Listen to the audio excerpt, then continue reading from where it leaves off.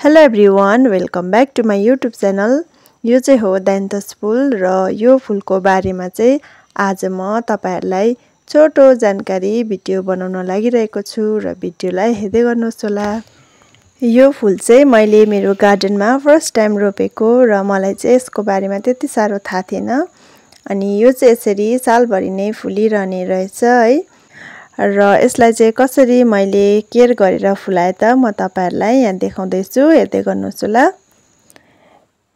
यो फुलिसकेपछि चाहिँ यसरी हामीले सिड पनि राख्न सक्छौं। यहाँ देख्न सक्नुहुन्छ मैले चाहिँ यसरी नै धेरै सिड पनि राखिसकेको छु। अनि यो फुलिसकेपछि चाहिँ हामीले जति यसलाई निकाल्छौं त्यति नै यो फुलको बोटबाट चाहिँ न्यू ग्रोथ भएर यसरी फुल फुल्ने रहेछ है। अनि मैले चाहिँ यो प्रकारले धेरै सिड पनि राखिसकेको छु र फुलिसकेकोहरुलाई चाहिँ यो प्रकारले निकाल्दिनु पर्छ। अनि सालभरि नै यसरी फुलिरहन्छ।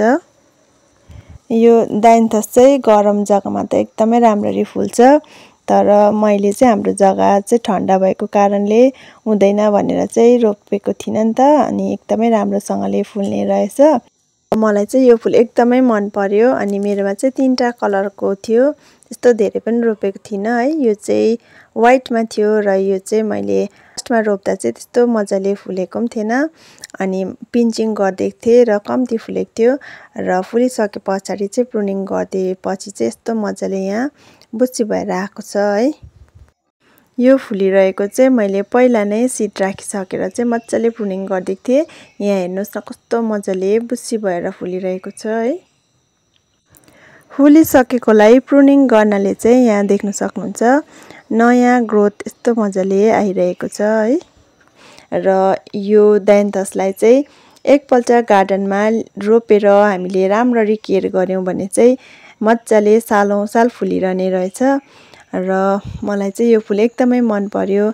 अनि यसको बारेमा केही जानकारी तपाईहरुलाई पनि होस् भनेर चाहिँ मैले यो भिडियो तपाईहरु माझमा पनि शेयर गरिरहेको छु। र यसको चाहिँ सिड पनि घरमै उमारेर हामीले धेरै भन्दा धेरै प्रोपागेट गर्न पनि सक्छौं।